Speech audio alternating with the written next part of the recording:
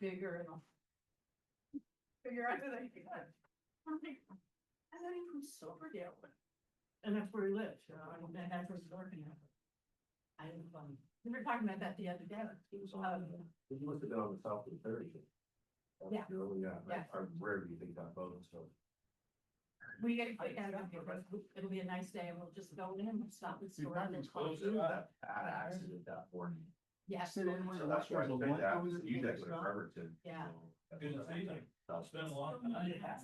Every day. So your first week, I get both, huh? Yeah. Yesterday. Your choice. The closest one is hand. hand. No, So I had to further go back to the left towards. at shipyard. Okay, all right. And I was just like, oh, I remember that. My wife works right next there. Those kids, Yeah. she's on that every day, doing bro. All right, well, listen, I've said it to you time, we only have 2 hours, there's a lot to discuss, I don't know if we'll get through everything we need to in 2 hours, and I don't necessarily know if that is necessary to, you know, we have to come back and do this. This is extremely important. I put together an agenda, but nothing says that we have to follow this agenda. I will tell you that where all of this generated from, quite honestly, was Sean. I happened to mention in the finance committee that the city of Port Orchard was, the city of Paulsville was gonna ask for an additional $2.8 million in construction funding. We were gonna have to amend the ILA anyway, because it was due to expire in December, and they were supposed to be under contract. They won't be under contract now until the spring of 2026. And then they kind of surprised me and says, and we're also gonna be asking for an additional $2.8 million. So finance committee was talking about Q2 and the upcoming meeting. And I just happened to mention that, you know, we were gonna be putting that in the ILAs and then presenting it to the board. And Sean said, well, wait a minute. I started to ask the question about how do we perceive something like that?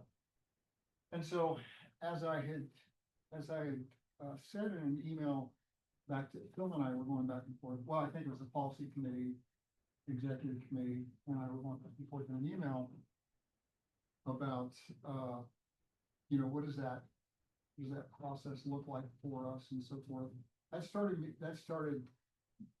me thinking about what is that we need to kind of cover in order to be able to go over and do that, and then what are the steps we need to take. So as a little bit of background, if you're not part of the policy committee, I've been working on a funding guidelines policy.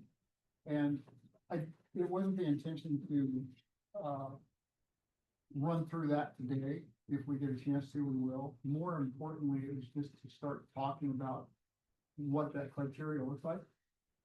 I honestly feel that should come from the policy committee, not from me. So I just kind of started generating a few things for the policy committees to consider. So in the end, it will come to the board for approval once policy committee is comfortable with it, and be presented by the policy committee chair, who's Pal. So all that's to say, here we are. You know, we know that, I believe it's 2 years ago now, City of Port Orchard asked us for an additional $6.25 million in construction. Oh, we did a letter of interest stating that if funds were available, and we had an awful lot of caveats in there, that it's something that the board would consider, but we hadn't committed to the additional $6.25 million. But I think the board all along has always thought, once we get to that point, you know, we'll take a look at where we're at financing. And back then we thought we were having funding from 2041. So now it's a different story of where we're at. But the bigger part of that question is going to be, City of Port Orchard still is asking for us to issue that bond as opposed to city issuing the bond, because they said they don't have bond capacity. We don't need to go into any of the discussion on that today. I'm just saying that what we did back then was we wrote up an LOI. Well, we don't have that luxury really in time for the city of Paulsville request, because if the board doesn't make a decision on whether or not we're going to agree to the additional funding of $2.8 million, then the city has to go back and reassess and see what are we going to do about that. I think the additional cost is about $4 million, so the city is gonna be putting 1.2 million additional dollars to it. City still will continue to issue the bond. What we would be doing is we would be paying on what were our initial investment was. Plus this additional $2.8 million, and instead of stretching it out through 15 years, we stretch it out through 20 years. So, one of the reasons why I talked to, I wanted Scott to be here. Scott, I really appreciate you making the trip from Bellevue all the way over, was for him to be able to tell us, what does funding look like for us? What can we do? And so all that's a prelude to say, why are we here today? You know, why are we here today? And what do we, where do we kind of go from here? Right? Where do we go from here? So I'm gonna quit talking. I'm gonna let you guys talk. I will bring things up. Looks like we've got somebody else here. And I'll kind of coordinate this as we need to. And there's Mark. I'm gonna promote Mark as a panelist. I asked Mark to join us as well, Mark Reno. And he can speak to us.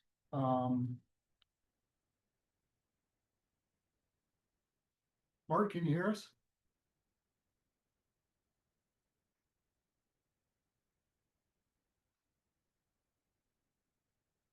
Mark, can you hear us? He's moved. Yes, I can. Sorry, I was just getting promoted, so it took a bit.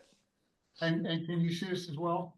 I can, yes. Okay. I'm actually on the road, so I don't have my camera on because my connectivity is a bit short. Got it. Okay. So Mark, as questions come along, or if there's anything in the discussion that you want to chime in on, please feel free to do that. Sure. Thank you. Thanks so much for being here, Mark. One of the things I wanted to say is that in preparation for this meeting, actually, as soon as we found out that we had funding through 2056, I started asking the questions about, well, are we actually going to receive it? And I was under the misconception that the state sends the funding to the county, and the county then divvies that out, right?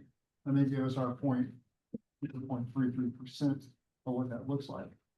But I also thought that the county controlled those funds, which meant that the county could decide, well, okay, that's fine, you could do that, but we're not going to continue to provide those funding to you through 2056 for whatever reason that may be.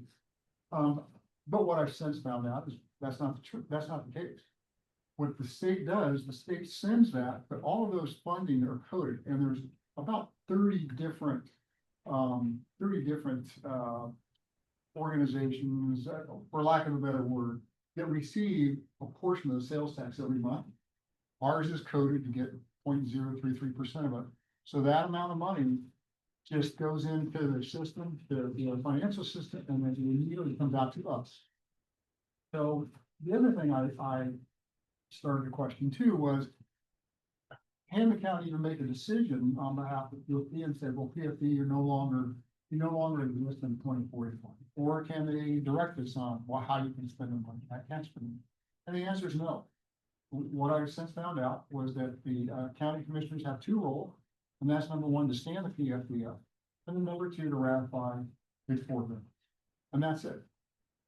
The state says we can continue to collect the sales tax in 2056, so we will be able to do that. And also what happens is that gives an awful lot of responsibility to the board itself. The board really is the ones that can make those decisions. They don't have to go to anybody else's approval other than themselves to say, this is how we're going to spend these funding, as long as it's within the constraints of the RCW on how we can spend those funds, what we can spend those funds on, how much we can spend, and all of that. So it really is up to the board to decide that. So we've discovered that. Other things that and Mark has helped me a great deal with trying to determine that. We've talked about. I've also taken a look to see about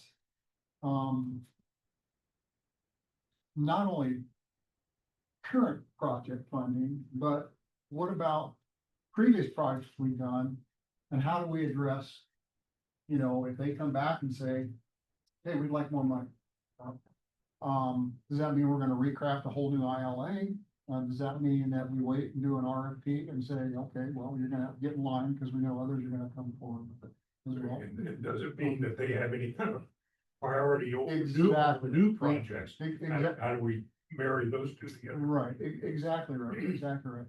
And so that begs the question, how are we going to handle those? I can tell you right now that North Kitsap School District would like to have a sit down with myself and Darren and with Aaron to talk about, hey, here's a financial need that we're looking for.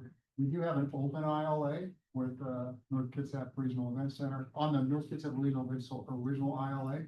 The reason why that's still open was that when I came on board 4 years ago, one of the very first things that Darren and I did is we went and met with the school district superintendent at the time, who was Patty Page. And we said, do we want to close this ILA? Do we want to keep it open? What do we want to do? And the determination, no, I'm sorry, it wasn't Patty Page, it was her predecessor, it was Dr. Evans, Dr. Evans. So it was determined then, no, we'll leave the ILA open. So that is an ILA that is currently open, that has just been kind of sitting out there. And hence, North Kitsap School District has come back and said, okay, now we're ready to have a discussion.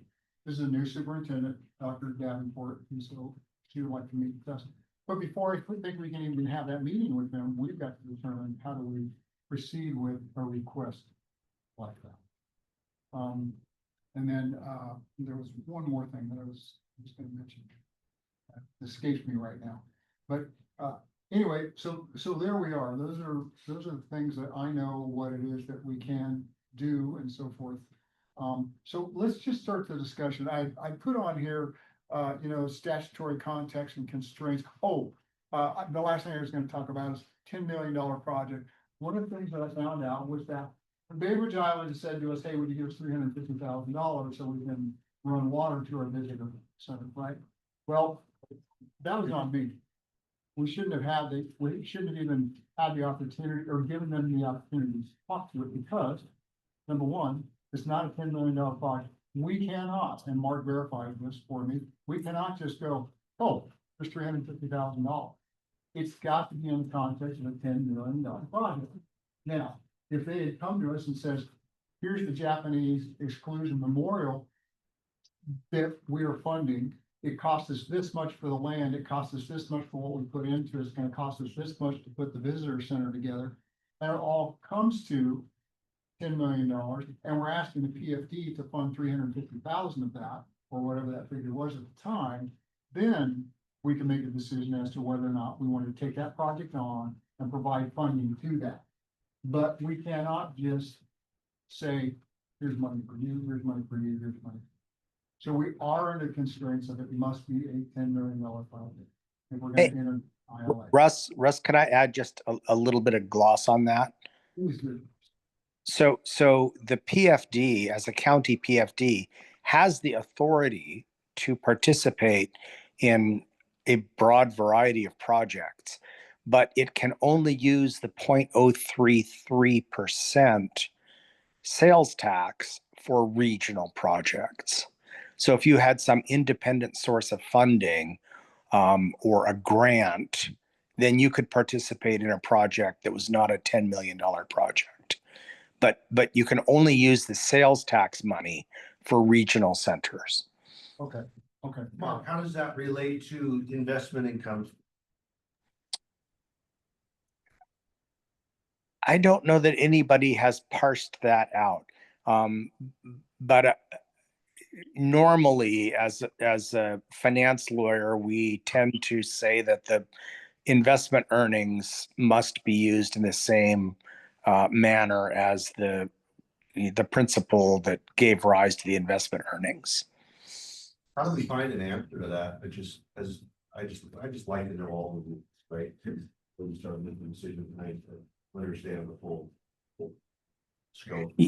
Yeah, so like if we set up a project fund or a reserve fund, then typically we would require that the proceeds, that the investment earnings on that fund be used for the same purposes to which the fund was dedicated. What about bonds? Little bond that. It's got paid from a source, but Right. bond, but it's paid for by. Whoever, City of Paulsville on a $2 million project, is that okay?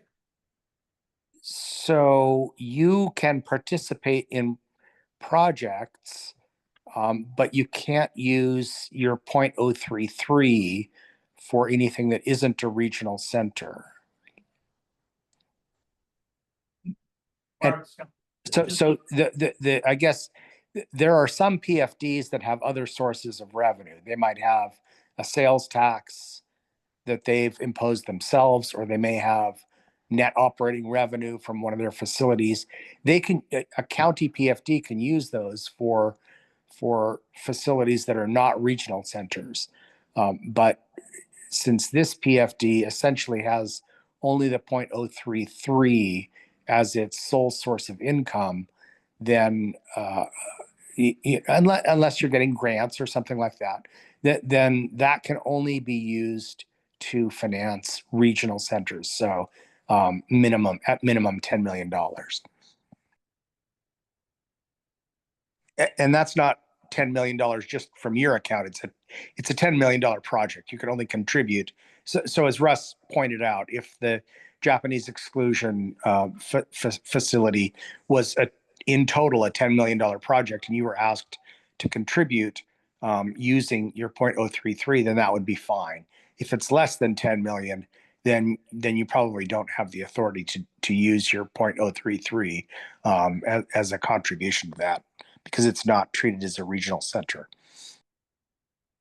So Mark, on previous years, we used to do award advertising money for people utilizing our fairgrounds, if they qualified. So these are small dollar amounts. I don't know, what were they, like 1,000 or something like that? For like event fund, yeah, 5,000 5,000 cap, cap. yeah. for event fund, yeah. And I mean, for little things like that, or one of the questions I brought up with talking to Russ the other day was, FIFA is gonna be here in a big way next year. Is there somewhere we can PFD, put money into hosting something to make FIFA be more economically strong here?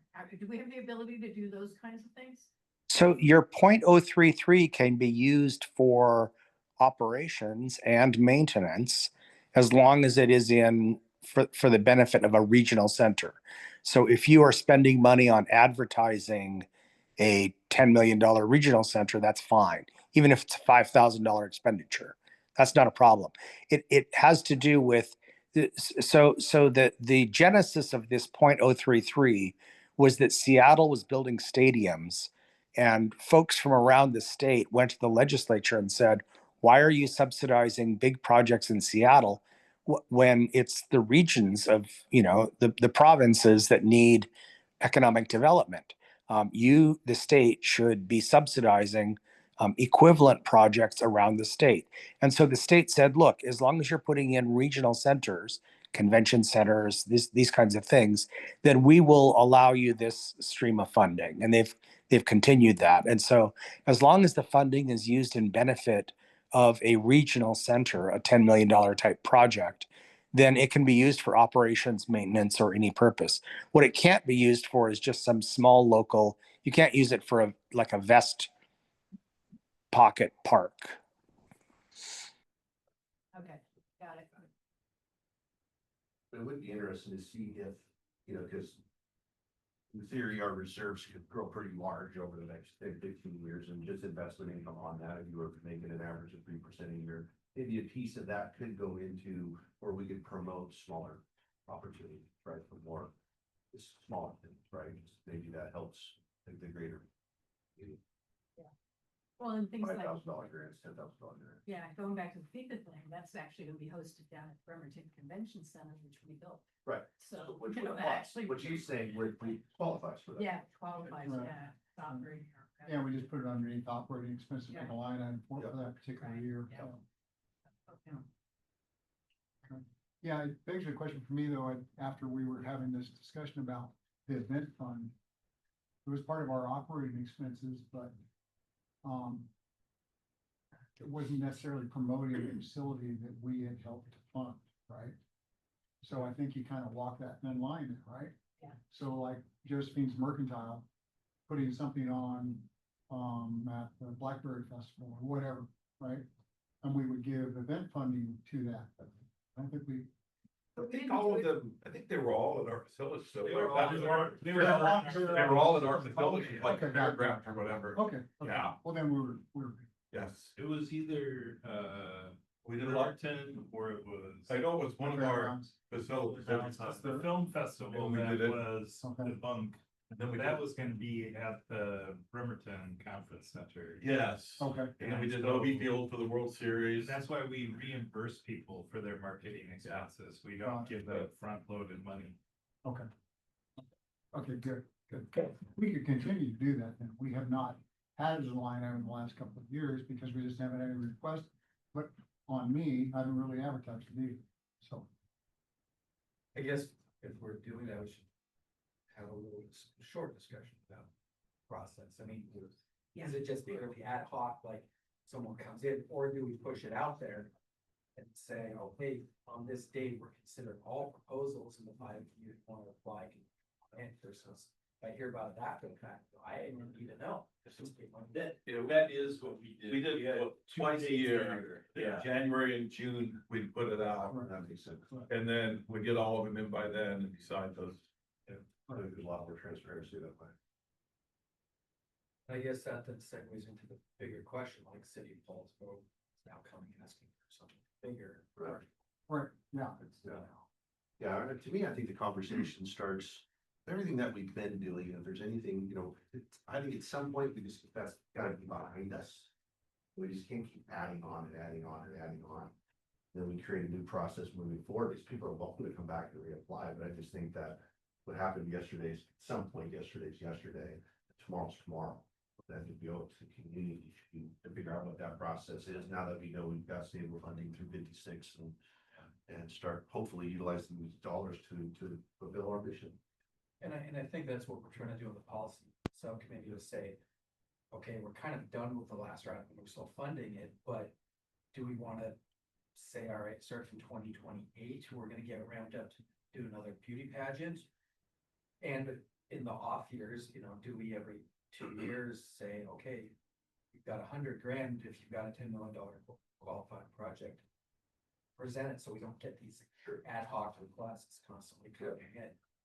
But I think it'd be easy to budget for that, I think it'd be easy to say, hey, you got 50 or 100,000, Yeah. whatever it is a year. We're gonna have 2 opportunities a year, that's just gonna be part of the criteria. budget, and then these other bigger things, it's time to figure out. what Or else. when we fund them, we accept the fact that there are always cost overruns on every project, and we build that in 10% or 15% or 20% and say, this is the limit, we're funding you $6 million, but, we'll go to 7.5 million over time, and then when they get there, so when they have their inevitable cost overruns or ads or whatever, there's something to deal with that, but when they get to the 7.5 million, then anything they want to do has got to compete with new projects. And I guess, like, for example, like, one of the concerns I've had with Paulsboro, we addressed it a couple meetings ago, talked about it, is what they presented back in the day, now wasn't back then, is not what they're doing now. I mean, it was, oh, we're gonna have a swimming pool, we're gonna do this, we're gonna do that. And for, potentially good reasons, they've scaled it back, but then you have like the port screaming and yelling, going, well, if they had just presented 2 ball fields as they're currently doing, they would have been last in line with Bremerton that also presented 2 ball fields and got no funding. And now they're doing the ball fields, not the pool, and they're asking for more money. So it's not even just, I agree. it's the same project that we were vetted on that's got cost overruns. It's a scaled back project. And, where do we, as the PFD, say what you guys are doing? I mean, it's like, if I come in and do this amazing presentation on this amazing project, and I get it, because that's, with maybe, I'll say bad faith, no intention. I'm not saying Paulsboro did this, but worst case scenario, I'm going into knowing I'm gonna knock this project out of the park, get the funding, then I scale it back to what I know I can actually build. And then I say, and I've got cost overruns, again, legitimately or not. What I'm asking for money for is not what I present, and I think at what point do we have to say, you know, we're done, or we need some, you know, check marks on where's the line of this isn't the project we got to be that. And you didn't run into that the first time because the projects all had to be shovel ready. Yeah. Yeah, so it was just those last one that This last one. proved that we ran into it. We said, give us a concept. So for Paulsbo, Ross, it's not cost overruns, is it? I thought that they had an opportunity to acquire more land. And that's what they're using this for. That's what this. Their original project they can still do, they just wanted to acquire. That additional $4 million, they're gonna give them 94 parking spots. Yeah, but it's not It's just. a cost expanding the overrun, it footprint, was an right. additional opportunity to build it up, which is different than a cost overrun. Exactly. But One, is that, one other piece of context, then I'd say let's move on from Polsbo for the sake of the bigger questions that we now face. Because this is an important question, but it falls in after the big building blocks, I think, and we can always say no, we can always, as a board. I was using say- them as an example. Yeah. Philosophical question, what do you do? But for that one, it was a $40 million ask, and that was gonna be the project, and we were asked to pay 20 million. And it was much bigger, and we gave less, and so they scaled down.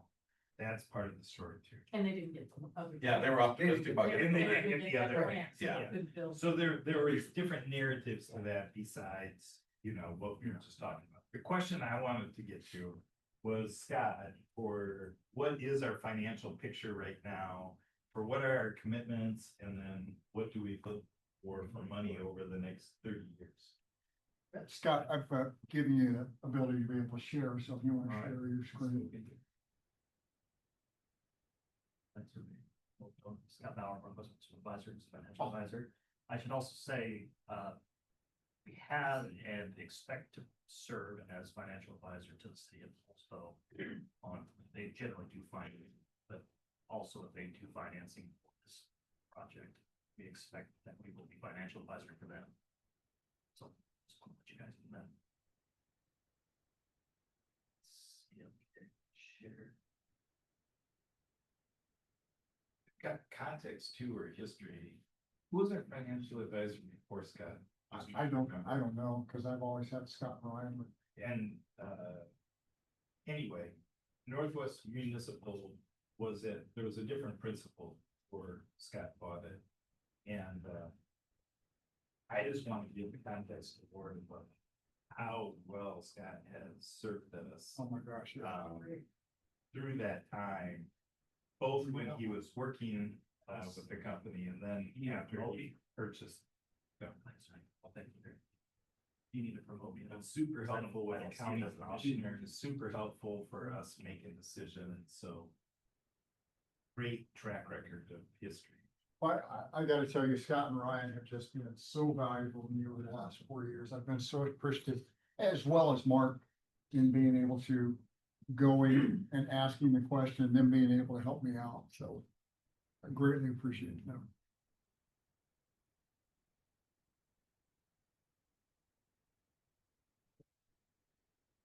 Hey, You Scott, might have to that's- stop sharing on your end, Russ. Yeah, I did multiple Oh, shares, you so, did? Okay. yeah. I can stop you guys. Okay. Okay, Scott, you wanna go ahead and give her a try? Yes.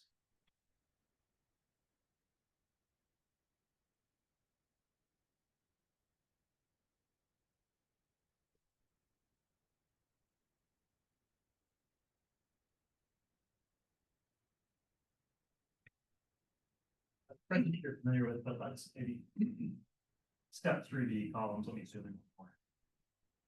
So we get your eyes.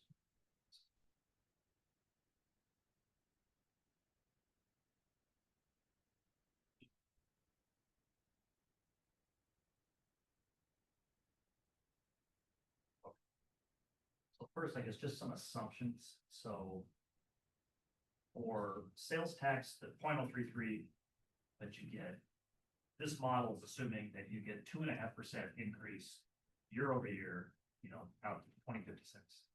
Just as a baseline. Now, of course, you had better years than that. I think that this prior year was a little less than that, but The last 2 years was less than And then we have the PFD's expenditures itself growing at percent half.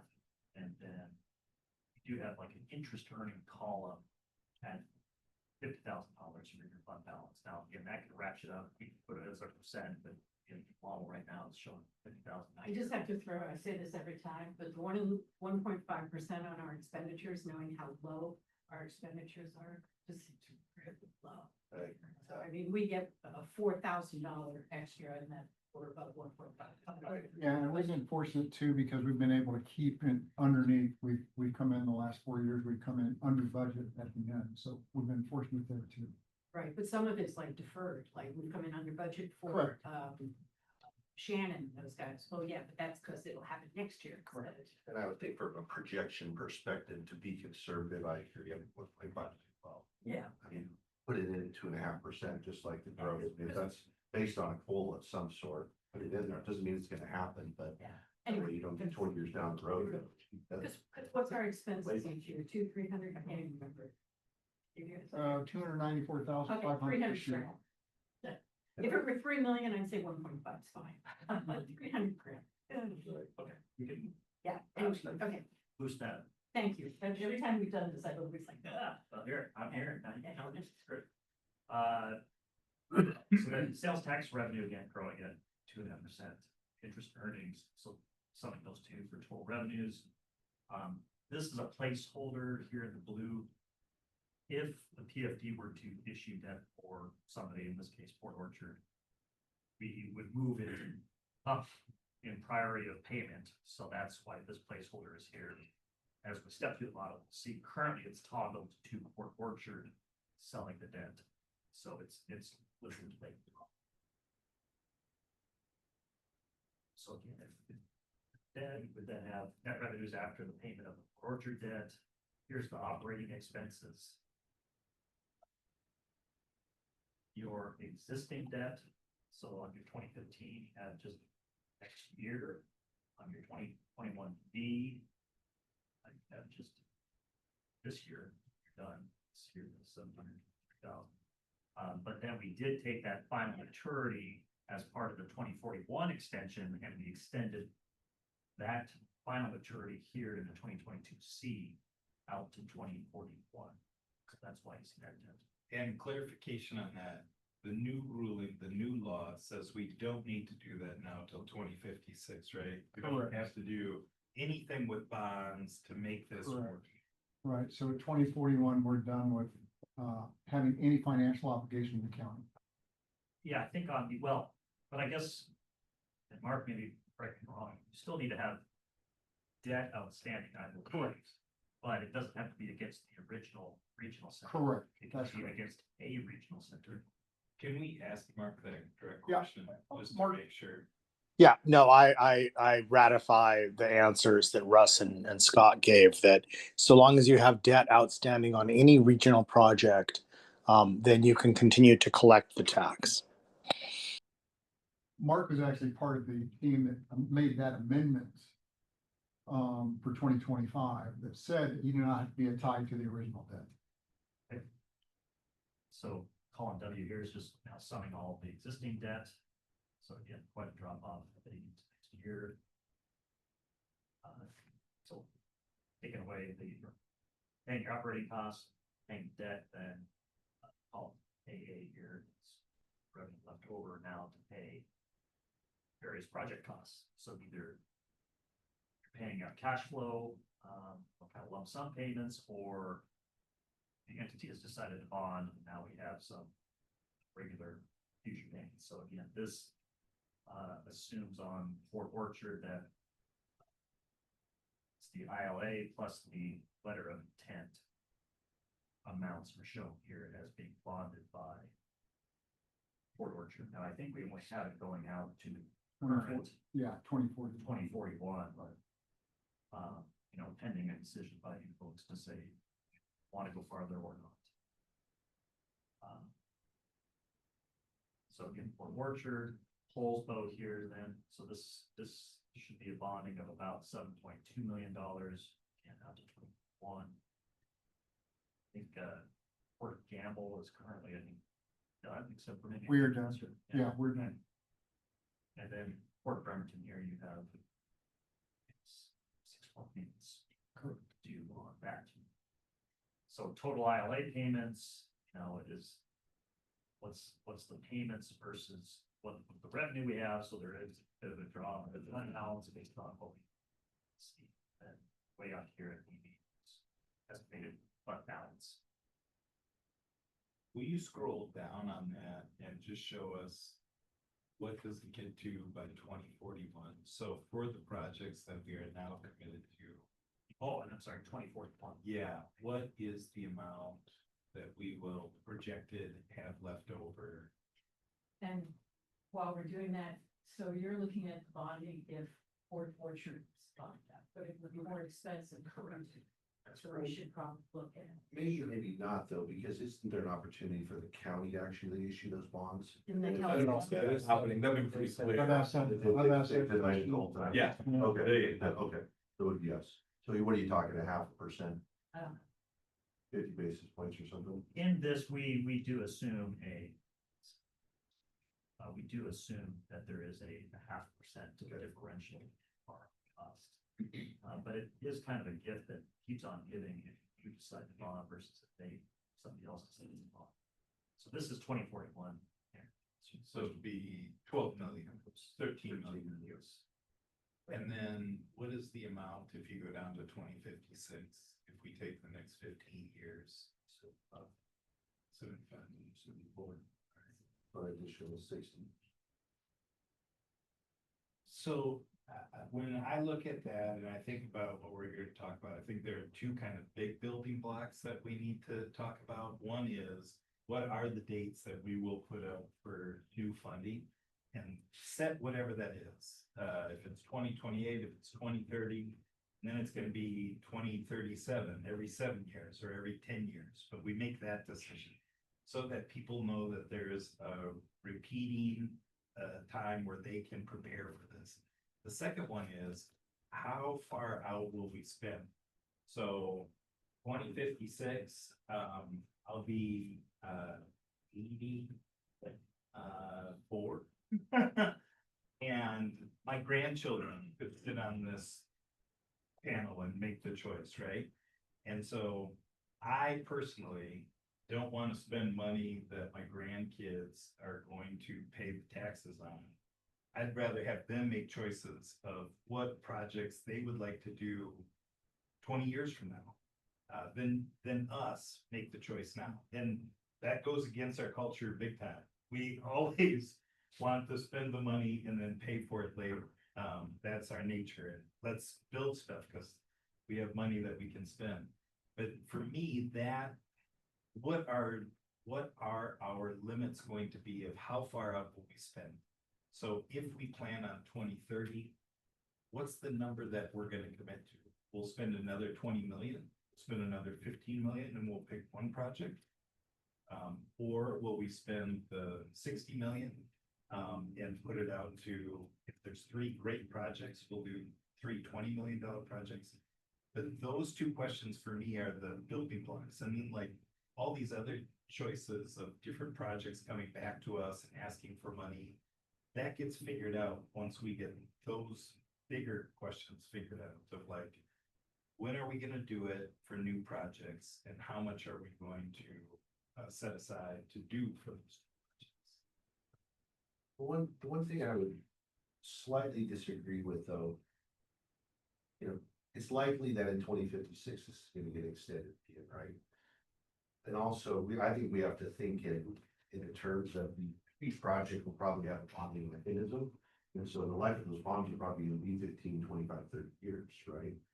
So 2056 seems like forever away, it's like 31 years, right? So if we were to get to 2031, for example, now we're kind of at that 25-year bond mark. And so I don't know that we can just raffle and save something for till 2025, number one. Number two, I think we're better off building projects sooner than later because we all know the costs, right? What we can build today is going to be far more than we're going to be able to build with the same dollars. Those are fixed, basically fixed dollars. But it's just inflation, if you're to try to build a $10 million project today, wait 10 years, that could probably be a $20 million project. So I think there's a balance act there somewhere to that. And then the economic benefit, right? We're looking for economic benefit. And the taxpayers give us this money to spend and build projects. They do. That's why I can kind of see your side of this, definitely. They don't want the money just saved. They want something they can go to. Generate economic. Yeah, development, let the other jobs. generations decide their own Yes, stuff. that's right. Right. We are today, we're here. Yeah.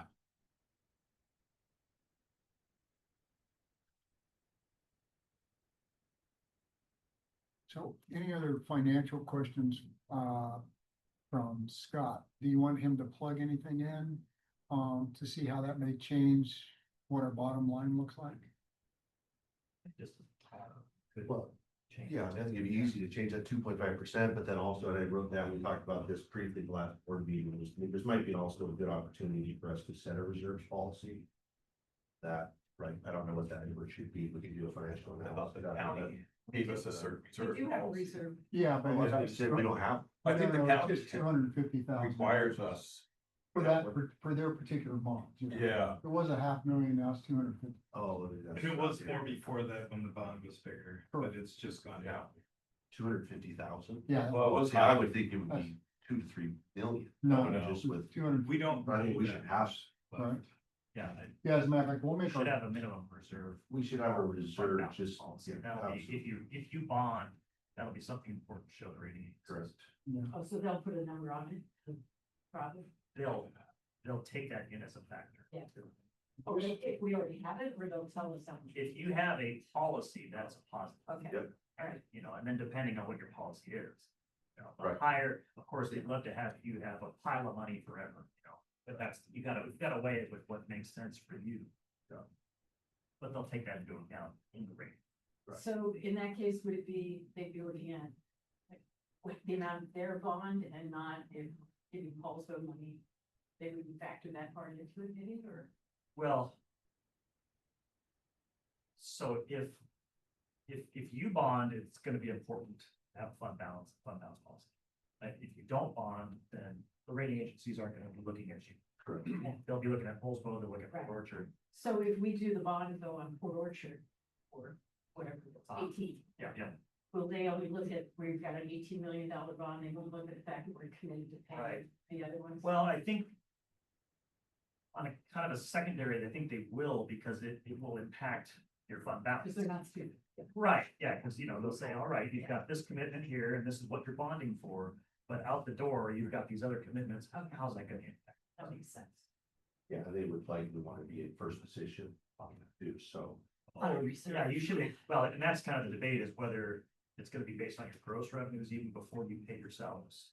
Or if you pay yourselves, kind of on a net revenue pledge. Right. But yes, you should expect that it's gonna have first dibs on what comes to the door. You know, somewhere around your operating expenses. But I think that also protects, to your point though, this protects this organization, right? So if we're looking at possibly a 71 billion. Sorry, that changed. We would have it. 3%. We may have a 10% reserves policy, if there's $7 million, we're looking at. Right? I don't think that would be ridiculous at all. When you're dealing with these types of numbers. I think 5%. that's high. Well, and that's 71 million in 2056. Right? Right, so, but if we're bonding 18 and Yeah.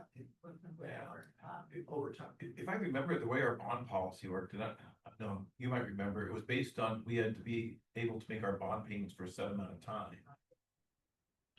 I vaguely remember. Yeah, and I think they said you had to be able to make bond payments for 1 year.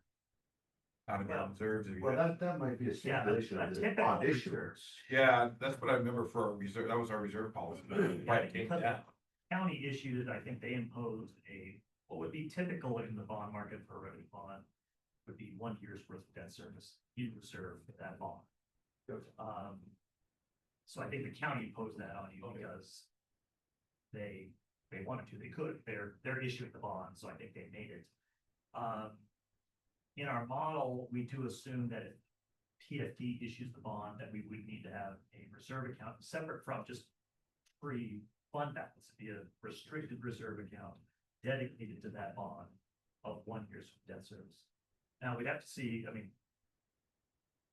We did one for Pasco PFD last year, we didn't have a reserve, so it really depends on what kind of, net revenue are we showing.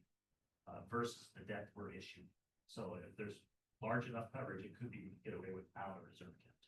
Now, do you have to have the reserve before you can issue the bonds, or can you build up the reserve later after it's issued? No, it's usually simultaneous. Okay, So you have to have the reserve available on the day that the bonds are sold, and usually it's the bond proceeds are funding it. Typically, it doesn't have to be that way, but that's typical. And are we a little weaker in the bond market because we don't have operating revenue like Pasco does, but they've got project operating revenue for sales tax? Well, I mean, I think Pasco actually, projected to be operating at a net loss, project. So, The guarantee of the final the guarantee of our sales tax income is way more valuable than any Yeah. operating incomes that operating. Yeah. Model. Yeah. I thought I'd heard something about bonding that kind of puts us, that we're a little different. well, I mean, I think the fact that you have fairly low operating expenses. is a good, thing. So because you don't have operating revenue, that you've got a very stable Yeah, that's true. revenue stream. What is, I guess I'm just, like, what's the benefit to us doing entertaining the bonding on our end versus like what you do? So if it's gonna be higher for us and it's gonna tie up our other assets that we could then do for other projects. There is no benefit. Yeah. The only thing we've got is Porter, as flat out said, this is a great project, we applied this number one, and they can't fund it. They've done too many other things and they're maxed out, and we can't get county to help us. I guess I still don't trust that, like I know that those are the words that are being shared. But I also think if we say no, which we can do to any of these requests. Magically, maybe they find a way. And if they want to own the facility, and they want to build the facility, and they have put this much energy, work, community support into it, I think you would find a way. So I just would love for us to be out of the bonding business, because we don't own anything. So why are we taking on the debt? Like that is a fundamental. Let's not touch it. Especially if it does come with strings like additional reserves and so forth. And I think we haven't gone to Projects. thinking forward, have we? Just the originals. yeah. That was county. Well, the county. County. County did it for us, but Yeah, so this, what you're talking about here, the PFD, Kitsap PFD on the front cover of the bond, sales tax revenue bonds, and they would be yours. So how do we investigate your bond? I don't think we can investigate. I think we just have to say, we're not a bonding. No, but I mean, that's what I agency. mean, what do you, going forward, we say, go back to. Yeah, and we never have said We've skated.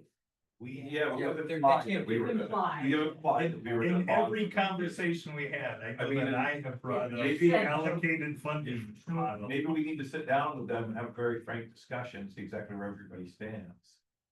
Yeah, because it costs more, if we do it. Because Yeah. or and it ties us up for, I wanna look at new projects that we can do and more. Or keep committing to the old ones because of, legit things perhaps of cost overruns. But how does it tie itself? I don't understand that. We're gonna be paying them one way or the other. What's that? We're gonna be paying them one way or another. How is it tying up additional? funds? Because we're gonna have to have a Or reserve fund. reserves, emotional things. Well, but usually the reserve's funded by the bond. Interest rate is different as well. Right. I mean- Interest rate's huge. That's the biggest, right? I mean, if we would have done this 3 years ago, even the KPFD would have done it, it would have been far cheaper than if the city would do it tomorrow. I mean, a reserve fund, even funded by the bond, is still gonna make the payments higher on the bond. But they're gonna have it anyway. Yeah. I mean, it's, Well, but they're gonna be higher if we have to fund, however, whatever reserve fund. I mean, maybe not much, but it will be higher. I don't think our choice on whether we bond or not is based on a conversation with Port Orchard, or it's based on a conversation with Paulsbo, or it's based on any conversation with any of our partners. That's our choice, I'd leave the option open and I would highly criticize it if it ever is requested. But I don't know that I would create a policy to say, no, never, we'll never do that. I hate absolute That's, I mean, our funding stream is guaranteed. I don't see this. Right, it's the whole interest rate variable. That's what we're up against, right? Are we willing to pay X amount more over 25 years for a project? But I don't see how it's a risk to PFD because of our revenue source. I guess I'm just so concrete, I'd like to kind of, again, it's always dovetailing into the potential for future projects. If we bond, how does that impact our ability to fund in the future? Yeah, this is Mark. If you're bonding on your own, you're going to get a lot less use out of your revenues, your single revenue stream. There's just no question that than if a general purpose government bonds and you agree to make the debt service payments. So Mark, are you saying that only because of the interest rate difference? No, I mean, Scott, I think will back me up on this, but it has to do with the reserve fund. It has to do with the interest rate difference. And it principally has to do with the fact that your covenant that you're going to make to future people that you want to borrow money from is you will reserve, more than what you've agreed to pay out of your tax stream. So it's going to be like getting a second mortgage. If 30% of your income is going to pay your first mortgage, then you're only going to be able to use the next 10% of your income to pay the second mortgage. Whereas if you had a guarantee from a much more creditworthy entity, then they would be looking at that person's income. You just won't be able to leverage the stream of income that you have to the extent that you could if it were wrapped by someone else's credit. So we would never really want to be in a position of bonding all of our projects. But It's not that you never want to be. I don't have a view on that. What my view is that if you are pledging a single narrow sales tax type credit, which is volatile, then creditors will not, it's like going to a pawn shop. You're going to get 50 cents on the dollar instead of 80 cents on the dollar because it's just not viewed as valuable as a general purpose government that has B&O tax, sales tax, property tax, utility tax, different streams of revenue that diversify the risk that in a downturn there would be difficulty in making the annual payment. And we really wouldn't know what the variance would be until we went through the process. So, because to your point, you just had bond issued and passed over, there's no reserve policy required. Correct. And so you really don't know, right? So there's the variability of performance, the risk that we're in. So yeah, but I mean, yeah, that's true.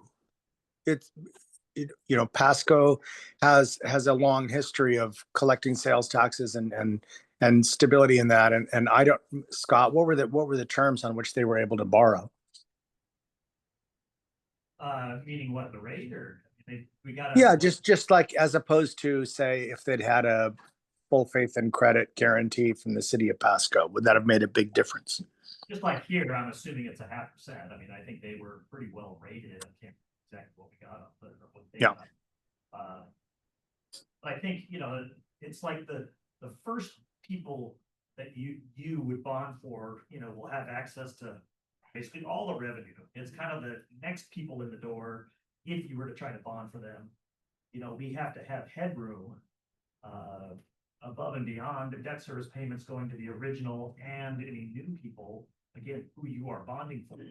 We need to have headroom. So I think to Mark's point is the leverage becomes more constrained if you try to add more folks. Now, if you're adding people below, like a Polsbo or whoever's going to do bonding for themselves, I mean, it's sort of the revenues that are flowing off after you paid. But again, the easiest one will be the first one. It's every other one coming after that would be on the same parity lead as the first one. I mean,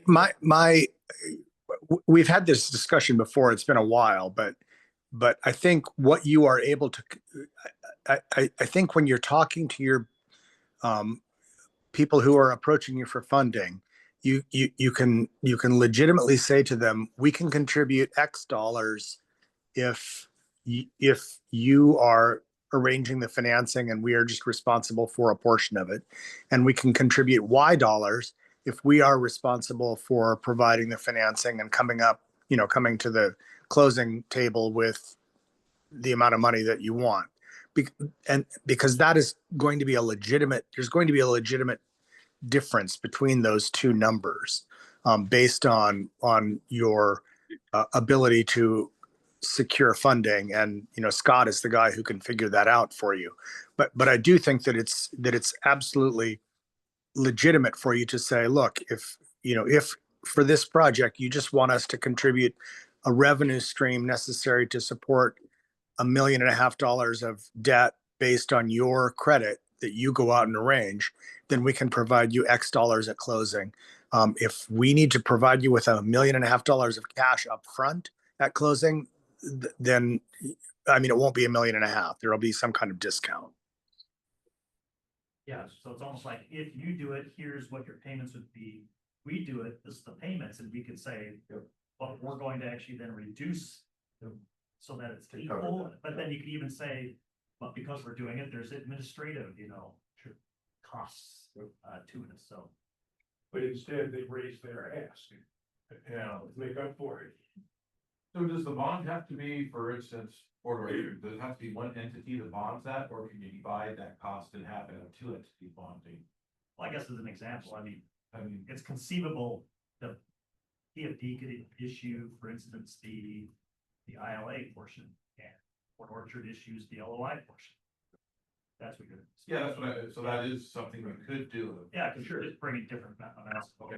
Yes, in fact we did that with Kennewick when they built their convention center, because the PFD did not have sufficient debt capacity, and so the PFD issued a certain portion of bonds, and then the city of Kennewick issued a certain portion of bonds. Although the intention all along was that the PFD would pay the debt service on both of them out of the resources that they had.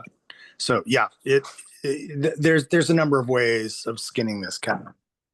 I'm just saying that whenever you're relying on a single sales tax stream of revenue, and that's the only thing that investors have access to, they're naturally going to demand a premium to that compared to a general purpose government that can tweak and adjust all kinds of different revenue sources in a case of necessity.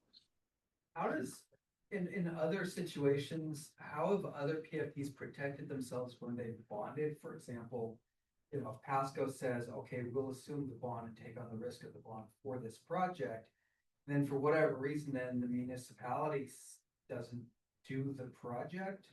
Well, Or, Pasco PFD is doing the project in this case. Okay, but like City of Port Orchard says, oh, we're going through, we're doing the project. And again, cost overruns, and either we're shrinking it or it's not getting done. How is then PFD getting protected that the money that they've now bonded for? Oh, you mean, we put the bond out, the project started and not completed? And not completed, correct? I mean, Actually, what, we don't own it. and we don't own it. right? Actually, wasn't in this, there's a clawback in our policy, did I see that? It Well, says- So we're Okay. getting that back from the city of Paulsville? I get it back. but- Well, I think if you issue bonds, there would be some sort of or contract in place that would spell out. Right. So this is the deal, and if you don't do the deal, you're a default. Right? There'd be- Yeah, I mean, normally in a public works project like this, if your only obligation were to show up at the closing table with a certain amount of money, then you wouldn't price that until you had a guaranteed maximum contract that had been let under procedures where you were, pretty well assured that there were payment and performance bonds as well as liquidated damages, that the project itself would have sufficient, recourse to other persons in order to guarantee that it would come in on time and on budget. And you would, your funding agreement, your interlocal agreement would say, yes, it's your responsibility to get the project done, but you're also going to enforce all of the terms of the project documents that we have reviewed and have approved of, and to the extent that there's any overruns, you're on the hook for them. We're not coming up with another nickel. That's, our contribution is limited. It's not a percentage based on what overruns might in the future, be experienced. Sean, I like your perspective as a former council member. When this project is going on, I know this came up, and I know it had to have come up, the discussion about, and we just don't have the debt capacity to bond it ourselves. What was the discussion like then with the city council? And then also, have you had any subsequent discussions with Mayor Patonsu about this whole bonding issue?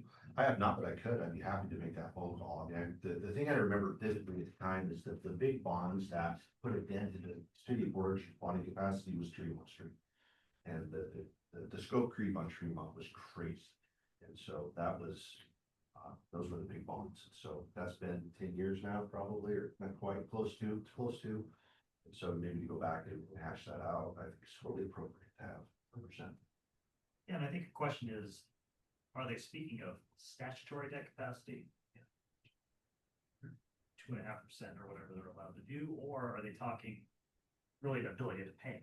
They feel like they either bonded or are going to bond too much and they don't have enough tax levy to pay for. I don't know. I think the conversation was statutory in nature. The city's grown quite a bit since then, right? Yeah, sure. Yeah. So they might have quite a bit more than back then. City's revenues are interesting, right? I get a lot from property taxes, it's obviously sales tax, thing for them, but the city's Portage doesn't have real high sales tax. So. I mean, my approach on these issues is my approach on these issues is whoever has the strongest credit really ought to be in the lead. That's what makes sense, because otherwise, if you're relying on weaker credits, that excess premium that investors will demand just goes to the East Coast. It doesn't stay in the community. And if you need to work out among yourselves how to best allocate risks and rewards for one person holding up the other, then that's fine. But you want to lead with your best shot when you're going up against Wall Street. You don't want to say, well, we're going to borrow, the AAA credit is going to borrow some money and the single A credit is going to borrow some money, because then you're just giving interest income away to investors for really no reason. You should be able to, to lead with the AAA to the extent that you can, and allocate the risk among yourselves so that everybody's adequately compensated. Real quick, just broad brush, 0.5% on a 20-year bond, probably talking an additional 600 grand. Well, when I toggled it, which I'll do again. Oh, you toggled the bond Well, debt? But interest rate? this will be inclusive of also a reserve account. Now, I think probably gets netted out because then we have the reserve account pay the last debt service payment. Let me just toggle it here and you should see the number down below. And what was the value of the bond? We are assuming a borrowing of about $16 million. 16? Okay. So I'm gonna toggle. There, then that was gonna show you right there. Change twice. So prove this March is moving point. Port Orchard issuing, Kitsap KPFD issuing. Should change there. $3 million. That's us issuing. The difference was what, 1.2 million? $3 million. $3 million.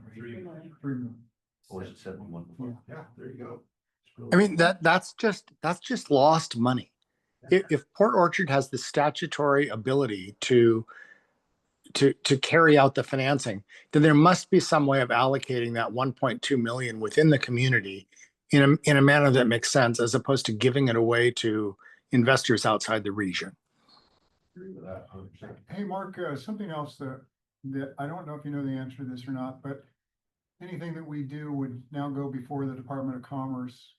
What's the likelihood that we would not get a favorable feasibility review on a project if we said that we were going to be issuing the bond as opposed to us just paying the debt service on the city issuing the bond.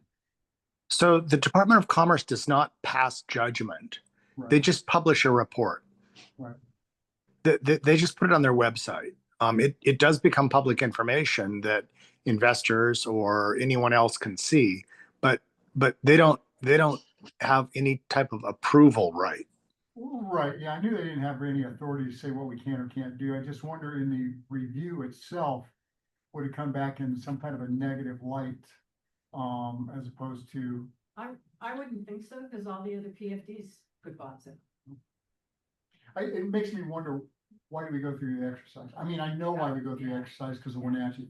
But it makes me wonder, why do we go to the exercise if in the end, it doesn't result in anything other than here's for $15,000, here's your review. Yeah, I. Well, I mean, to the extent that it shows that you can't pay debt service, then it likely would impact your ability to get out into the marketplace because, either a bank in a private placement or us writing your offering document to investors would point out the fact that, you have commissioned a review that shows that you can't pay debt service. So, I mean, it is material information that investors have access to. So it does, it, although Commerce doesn't have approval rights, it will affect your ability to borrow money. Yeah, so that could serve as the review itself could serve as something negative towards the PFD. I mean, we're gonna come to I guess, with a package that we could expect could be sold. Right. We're not gonna move forward with something that would put you in a bad light in the credit markets that we don't, especially we're gonna lean on Scott on this, but I mean, the judgment of what is acceptable and marketable. And people finance projects that are not AAA all the time. It happens. Lenders are attracted by high interest rates for projects that are not necessarily as secure as others. So there is a market for that. But that's a board decision as to whether that makes sense or not. Mark, earlier you talked about 2041, that we would still need to have some debt service to be able to continue on. Is that true? Did I hear that right?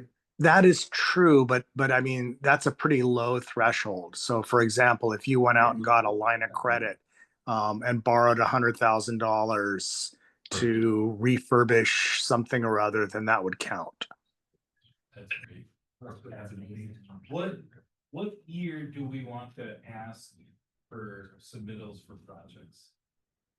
I almost feel like I can't pinpoint that yet. No, I can't. Only either. because What will allow you to pin? Once we get Paul's Bow and Port Orchard figured out. and we know when. But I don't think that's hard to do. I think Uh, they're all lined in the sand. Where, as Yeah, long as I the chicken mean, and it's the not- egg situation. Okay. Well, it's kind of a philosophical chicken and the egg situation. Do we wanna say, here's when we wanna fund the next projects, then figure out what money we have available, and then that'll tell us how much we have free, then, give to Paul's. Well, this is how much money we have available, and that's why I was asking that question of how far out are we willing to go into the future? So do we say 2030, we have 20 million to spend? And we will accept all asks, and maybe we choose $20 million. Maybe we use 2 or 3 and whatever the combination is. But I think we need to set the agenda with all of this, from bonds to dates, amounts, that we make this choice as a board, whatever it is, and we agree on it. And then we allow people to compete for it. So I think it'll get more interest and enthusiasm on your next round if we at least started work on the previous round. Right. But The money is still allocated. Yeah, If you were to allocate as an example, that's 20 million every 5 years. So let's wherever we're starting clock. Let's say we started the clock in 2027. Right, then in 2032 and 2037, then I would still allow a 15-year window in 2037 to bond something for more than that, not to my pass off there, but that still give them a 20-year bond window for those funds. I still want to get rid of the bond conversation. No, but it's for the, not for us, but for Right. them. It's like, let's say the city of Bremerton wants to issue bonds and we're gonna be repaying those to them. We're not the Right. issuer. Right. We would still need the 20-year window That's- cash flow. That's where, and where I started coming up with this idea, Sean, was when we had the first round of requests. And when we were doing all the financial stuff, if we did the allocated funding model, as we started to call it, we could do 3 projects instead of 2. So yes, it's great to get a building done earlier or a project done earlier. Yes, we're hoping to draw tax revenue off of that because people are coming here and that's why we do this. But at the same time, for that choice, we were able to do 3 projects instead of 2. It was 45 million instead of 30 million. That we could spend if we did the allocated funding model, rather than saying, we will give you all the money in 2021 or whatever the year was right then. And so that's where I'm like, if we can remove ourselves from this kind of limit, that's what I'm hoping for, so that we can do more projects. Not so that we can do them quicker, but so that we can do more in the long run. Sure. Yeah, I like the idea of setting a timetable, figuring out then what our threshold is based on the projections and then saying, here's some. As long as what we're saying is we expect to be able to Yeah. send RFPs out Yeah. in this year. Yeah. Because we may find that there's great sales tax revenues and. That's even why we more didn't go money. out in the next 18 months. Gives them plenty of time to figure out kind of that's, I mean, you could always modify that. Let's say you did 3 5-year windows. From the last time, that would be fast for 18 months. So if we do 2030, because Russ started to put together a process for how it's done. But we had all sorts of input from the partners who came to us and asked, where they said, this is how we would like you to do it if you do it again. And so I'd like to reach out to them and just say, City of Port Orchard, City of Paulsbo, Bremerton, Ports, whatever. How should we do this process that is best for you so you can plan on it, so you can come forward? So that they basically give us the guidelines for how we set it up. So you don't mean having the finished ideas in 18 months, or just putting out, saying we're gonna do another project? Well, I don't know why we couldn't do all that due diligence in 18 months. I mean, I don't. Because I felt like the other projects, I thought that it was too short of a time, It was. and I thought that they rushed, and you get like Paul's, some of these other ones that just, it's like a kid going to the store, they grab the last candy on the shelf, they leave, they wanted something. So they just threw whatever they thought we'd like out there. Right. And then it's like Paul's bow and it all changes. Right. You know, I'd rather give them 3 or 4 years to come up with a solid project, work it through everything. Something that's good. That's just, I felt that they rushed us. I thought. Yeah, cause the Paulville project doesn't look anything No. like what they presented. And I think Bainbridge just threw their pool idea together to get something out there. And so did Bremerton with, Pender. Yeah, I So think. what about 2030?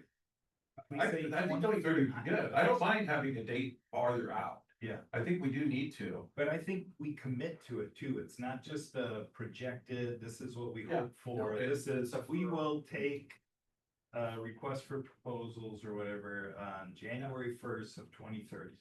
That way it gives them time to line up if they need to buy land or, I mean, Paulsboro didn't even have their land bought when they threw it out there. So that way, that gives them 5 years to get their stuff And they together. probably have their 5-year plan set up. Yes, yeah. So I would go with the 2030 to say, yeah, we're ready to do another project. And then I think we also put a limit on what the amount is. Well, that's the part where it's, you know, in 2030, what if we've only got, when we say we're gonna have 20 million, we'll get 18. Yeah. As That's long as we give ourselves. That's what I was gonna say is if Scott put in the projection and said, okay, if you're going to go at 2030, this is what we estimate that you're gonna have based upon what you've agreed to pay for those 2 projects and however it is that's paid for. That way, you know, okay, at 2030, this is how much money we've got to have and to play with till 2056, right? And whatever reserve we want to keep within there. Hey, Russ, this is Mark. This is killing me as a bond lawyer, of course. But since the PFD has not issued bonds on its own,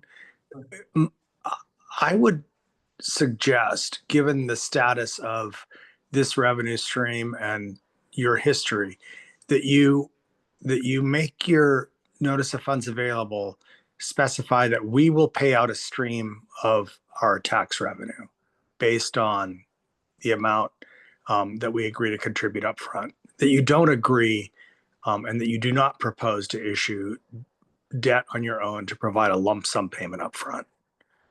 I really don't think that this agency, sorry, Scott, is in the business of borrowing money against its narrow revenue stream to provide a lump sum to other jurisdictions that are perfectly capable of going out and borrowing money on their own for their projects. And can do it cheaper. Yes. And I agree going forward that is something we should do. We're kind of stuck where we're at right now to figure out what we're doing with our existing projects. Well, but I mean, you have agreed to contribute money to various entities, but I don't believe that the PFD itself has been an obligor on bonds that are solely payable from its own resources.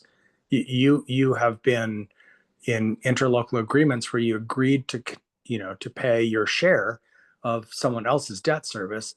And that has been the past practice of this entity. And I think it's been very successful. And I think that Bremerton and Kitsap County and, Poulsbo, Port Orchard are perfectly capable of issuing debt on their own good credit and earmarking a portion of that payable from, payments that you agree to make via an interlocal agreement. And I hate to say it as your bond counsel because I like to issue bonds. It's fun. But I really do not think that this agency is best served in using its narrow, limited tax stream in trying to bond against its own revenue stream. I just don't. Now, what would be the argument from, for instance, Port Orchard saying they don't want to? What's the negative for them, just using up their bond capacity? Yeah, well, they don't want to. Okay. I mean, is there a concrete reason? I mean, if it came down to the fact that they literally were prohibited by the Constitution from issuing that much debt, then that might be something that we would take into consideration. But I highly doubt that that is the case. Most cities, especially given the growth in assessed value over the last decade, have plenty of debt capacity. They don't necessarily have the resources to service all of that, but that's where they have to come in and say, well, we're gonna take on your credit. We're gonna take on the belief that the PFD will actually live up to its obligations over the next 20 years or whatever the term of the debt is. Not their bank. So the likelihood that, for instance, Port Orchard doesn't have enough debt capacity is pretty slim. They just don't want to. I haven't looked at their numbers, but my experience, it used to be that some cities bumped up against their debt capacity, but I haven't seen a city bumping up against its non-voted debt capacity in a very long time. And Scott is probably closer to this than I am. Yeah, I mean, it's based on,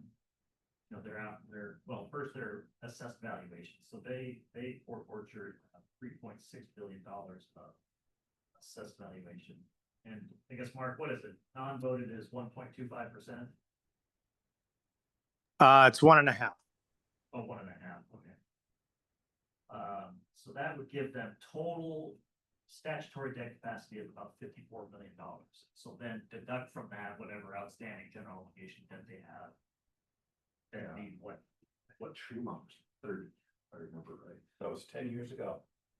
Almost. I think that was a 25-year bond.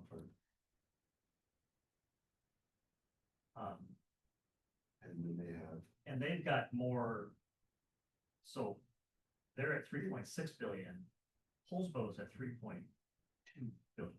So from the statutory debt capacity. Hall, that's new bonds, just reduced in the hall.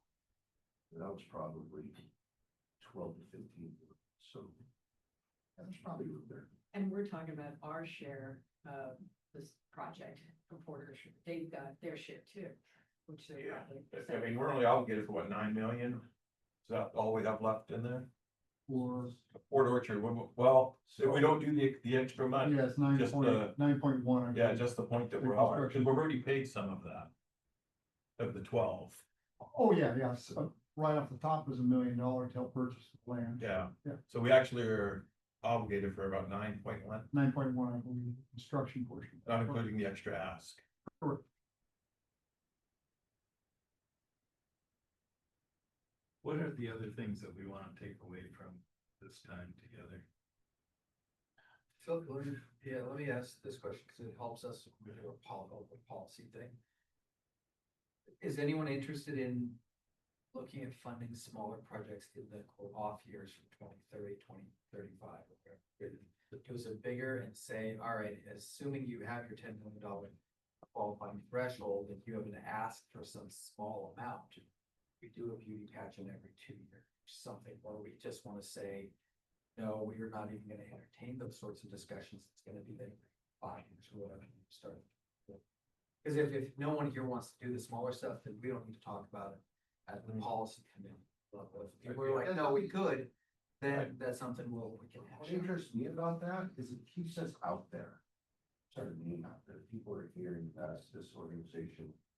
Right, we're relevant and, because if we don't do anything until 2030, which is probably the right thing to do. we're just I dormant think for we're part 5 of waste years. management. It gets really boring on this, Yeah. on this And public it could- facilities right, district. have We had a few years of excitement.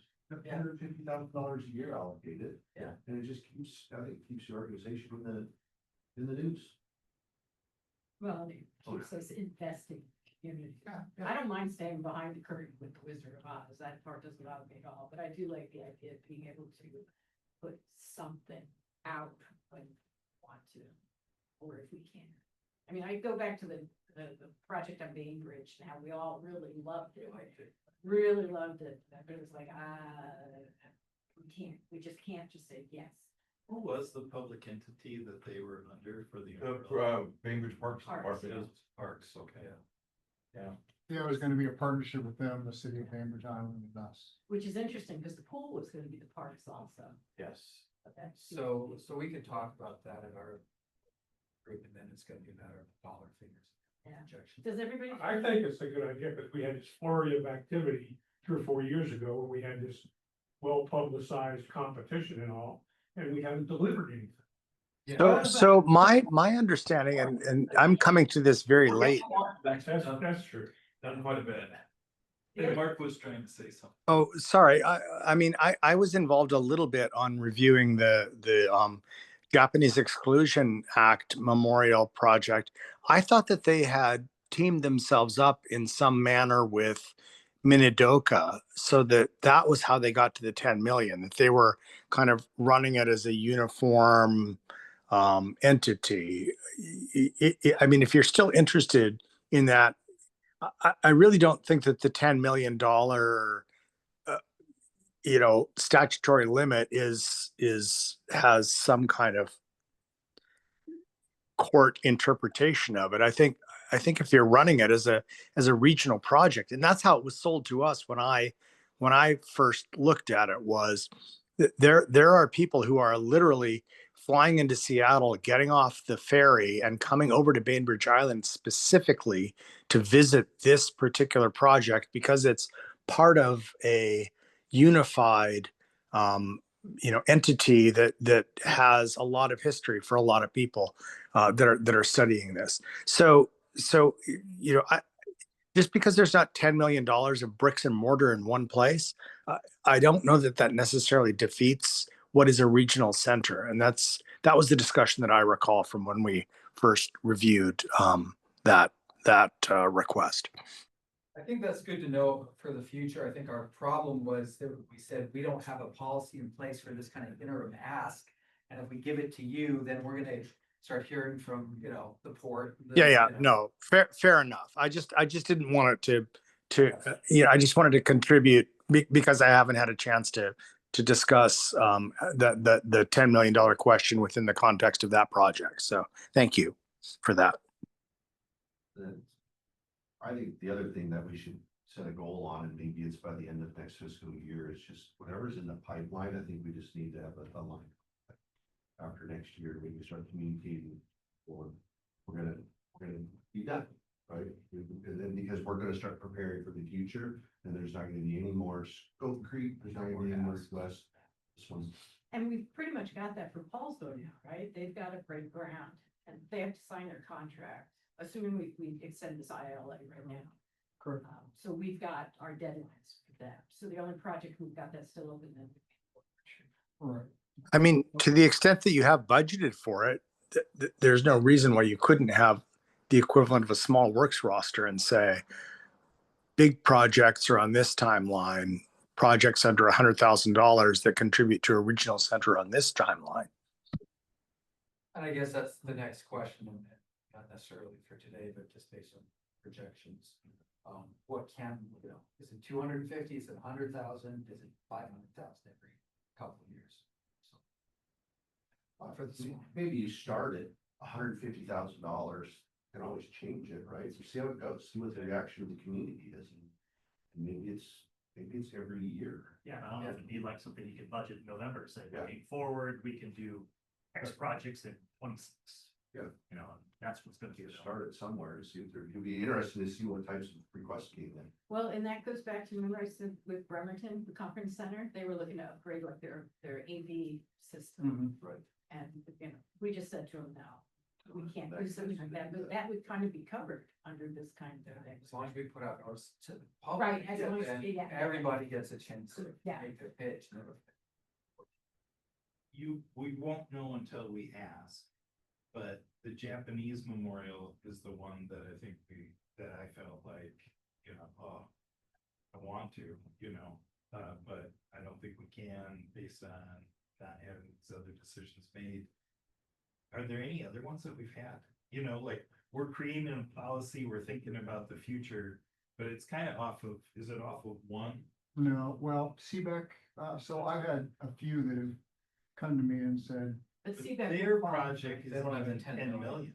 oh, no, not at all. I thought you were just talking about general, Cause the Port of Kingston. projects, to be clear for everybody, the projects, if we're gonna even give 100,000, they have to be part of the $10 million project. Correct. I know Port of Silverdale's ramping up for their thing and they are looking at financing. just like There are, what but the Gillis Caleb has not come to me since we Yeah. had an initial discussion, but Greg England from Port of Kingston has got an idea and he's got something all sketched out on what they want to do, and it'd be a $10 million project, and it'd be right off of the ferry terminal in Kingston. Portability has spoken to me about all the work they're doing at Portability, and it's certainly at least a $10 million project, and they haven't said anything specifically. It says, hey, could we come to the PFD and ask for additional funding? The interesting thing there is that's Portability, whether or not the county or the city of Bremerton partnered in on that or not, who knows? But yes, there are others that have approached me and said to me, hey, what are the possibilities? What can we do here? What can we do there? And I've told them right now, none of that is decided, so, So North Kitsap School District. yes, So, yes. and then you and I sat with Warren Root, and he was telling us about. South Kitsap South Regional Kitsap Park. Regional Park, Right. but that would probably be on the bigger side. Oh, yeah, very much so, I believe so. 2030. And then they have to decide to knowing, about the 5-year timetable versus every year. Do you want to make a pitch for smaller amount, or do you want to put all your eggs in one basket over there? Because That's up to them. the school district's talking about things like covers for the bleachers. That might fall into that $150,000. That's the other reality, $10 million hurdle. It's a pretty small project in this day and age. So It everybody gives likes us- smaller projects, Yeah. right? That seemed to be. I don't wanna be opposed to it, that I think there is the philosophical of like, what do we wanna be about? And I think the bigger projects are what I wanna be about, and I think the intention of the KPFD is, that we would create these facilities that would draw people in from out of town, will pay sales tax here, that will build up our community, but we get to use it for free or in a great way, just because we're locals. So I think the big projects are what we have started with. So this is something new. Yeah, as long as We the don't need to small be ones don't against impact it. the bigger budget. Correct. So is it gonna take 500,000 each year? Like, those are the kind of choices that I'm trying to put on that spreadsheet, so we realize, okay, when Paulsville comes back and asks for this much more money, when Port Orchard comes back and asks for this much more money, when North Kitsap Schools comes back and asks for this much more money, or whatever the request is, like, we can be whatever, nice, community minded and help out, right? And we want to do that. That's why we serve on this. But we're also taking that money away from some future project down the road. It's not like more money is created, you know, but It's we're gonna we keep got dipping from. interest income built into this performance. Well, we have interest income from fund balance that you have only at $50,000. We have, debt service payments for those who are bonding, so. So I mean, It's just gonna ours, be like if we $10 have million, 2 million in the we bank try to right go now. $18 million. But if we have $2 million in the bank right now and making 3%, that's in there, It just does $50,000. just 50,000. Yeah, so if it's Yeah. $4 million in the bank, it's $50,000. This year will be the last year that we pay a big chunk to the county on one of the two bonds that we have remaining. We will diffuse the bond in 2026 from one of those. The other one, the payments will go from around 723,000 to around 66,000 between now and 2041. So that's an additional, $700,000 that we will have starting in 2026. Right. I know we're talking about very small At the end debt of the service. year, if you've got more than $50,000, which we would, obviously, those numbers, maybe that's something for your budget for the next year of small stuff that it really isn't, it is impacting the bigger, but not really, it's not in our model today, if there's a surplus of this interesting numbers. How, lots of this small. Yeah, especially if we're talking $150,000 a year for $5 billion in 2056. It's real money, but it's nickel and dime money. If we could do something really positive for Yeah, we could just do a projection at the beginning of each year, that says, okay, everyone, based on whatever historical for the last 6 months, here's how much we're going to have, make your proposal in June, and each year it can change, it could be 100, it could be 250, we don't have to set a policy, and then, we make a decision by November, and they're good to go, and then a big one. Maybe there is a priority for facilities that have been previously funded, so we're reinvesting in it, making sure that our original investment was being, I don't know. Well, part of the thing that'll happen in reality is the stuff that's already built, we'll be able to put out I mean, if we're saying, we'll give somebody $40,000, they're not gonna build a $10 million project between now and, June, so it'll probably be existing types of stuff, or so, just starting. That's reality. All right. Helpful. So one of the things I've been kind of taking notes as to action items that we take out of here. One of those, I think, and first and foremost, is probably the bond funding policy, right? Which is, are we going to, are we only going to pay debt service on bonds that are issued by city, port, county, or will we look at the possibility of us bonding it depending upon the project? So I think that one right there has got to be determined. And part of the reason why I think that one right there has got to be determined sooner rather than later is that Port Orchard ILA is due to expire at the end of this year. The mayor has asked that not only do we extend that, but also that we do address this additional $6.25 million. And whether we address it and say that, yes, we'll continue to fund that, but the PFD is not going to bond that, then that's got to be part of the ILA, or yes, the PFD will bond it. That's got to be part of the ILA. So I think that we're in somewhat of a time crunch with regard to that, right? By the end of the year, getting that ILA approved. My plan is that Mayor Patonsi is going to present to us in October with an update. He'll be coming and asking again about the ILA. My thought was that we would discuss it, but I wouldn't put the ILA in front of you to vote on until our December board meeting. Hey, Russ, my recommendation on this one, if you care to think about it, it is that you say your contribution amount is based on the assumption that the city will finance the project based on your contributions and that you will not be bonding for it. But to the extent that you do bond for it, you'll just contribute less based on what you're able to bring to the closing table on the same revenue stream that you would have committed to the city's bonds. Because, you know, that's fair. You're just telling them, look, we're just discounting the amount that we can contribute based on your preference for how we bring our funds to the table. And will we do a bond issue? Sure, we can go out and go do a bond issue. It's just we won't be able to bring as much to the table. Okay. But I think going back to that bond funding policy, that policy should probably state whether or not we're ever gonna get the bond business or not, right? I don't know, Yeah, I'm just throwing that out there.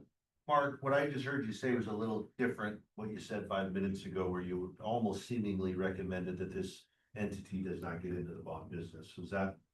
Yeah, no, I think on a going forward basis that you should, you know, take the position that that you will provide your revenue stream. That's what you do. You bring in a tax, you will commit to paying that tax to their projects. But in this particular case, you're up against the wall and you've made a commitment. And your commitment, but I mean, the commitment is that you'll bring a certain amount to the table, and you can bring that amount to the table in one way or the other, and it's really the city's choice.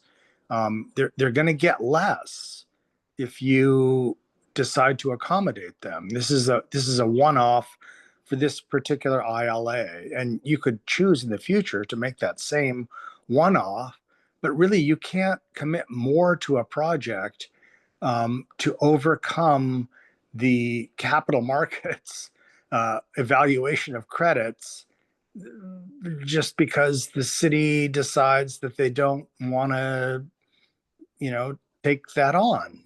It just doesn't, you know, you're leaving money on the table and it doesn't make sense. And but you shouldn't be the ones to have to make that decision. You should, you know, your project partners should look at square on the table and say, look, we're okay with getting less money and laying off the risk to investors to take the credit of the PFD. And then it's not on your, you know, that's what they decide. So that's two different things. One is our policy for going forward, and the other is how we're gonna deal with what you're going to. Yeah, and I think that's the more pressing one. The same thing at the city of Paulsville. I just wouldn't want to have an inconsistent policy where we say going forward, we will never bond, except for this one. I agree. Well, so maybe on a going forward basis, we will commit a certain amount to you, and you could have the same policy. You'll get a revenue stream, or you'll get whatever we're able to deliver at closing based on, you know, our credit, and that may be much less than you otherwise would get if you wrap it yourself. I guess if you want to get into the bonding business, it's not a big deal. It's kind of up to your project partners. I just don't like that in that way, couch it differently insofar as it almost makes it sound like we're giving them the choice, like. They could tell us, yes, we'll take less, so we now expect you to bond, when we may not, you know, it's not us saying. Yes or no to the bond, it's us saying, which option do you pick, A or B, and then letting them pick B, and suddenly. And is there We're any being told analysis we're in the of what bond our business. bonding capacity might be? Yeah, I mean, Goes back to what you said before, the first bond. It's the best. right, we're looking at, you know, the total revenues, then we gotta fit in what the revenue bond will be, how much headroom does that give you? Cause then, yes, trying to fit somebody else then the same level. Because at some point, it's like that policy becomes moot because you've been bonded. Right, that's kind of the issue, but you know, again, then you'll build up over time and get more net revenue, more headroom. Yeah. You could have the ability to issue bonds and bond. I would. I don't disagree with you that you know, giving your project partners the choice is you know, and but I do think that that's what you actually have to do. You kind of have to say that. You have to kind of say, you know, which do you prefer? hopefully most people will decide to take the money, as opposed to laying, doing two bond deals. But uh, I, I can't, maybe Paul's Bow is just insistent that you come up with cash. It's really a board decision. I'm just trying to throw stuff out there for you to consider on a neutral basis. I don't have a view as to one or the other as to which is better or not. The fact of the matter model for Port Orchard was a $3 million difference. And so to your point, why are we sending $3 million to Wall Street? Yeah. Doesn't make any sense. But do we want to give Port Orchard that choice or us make that choice?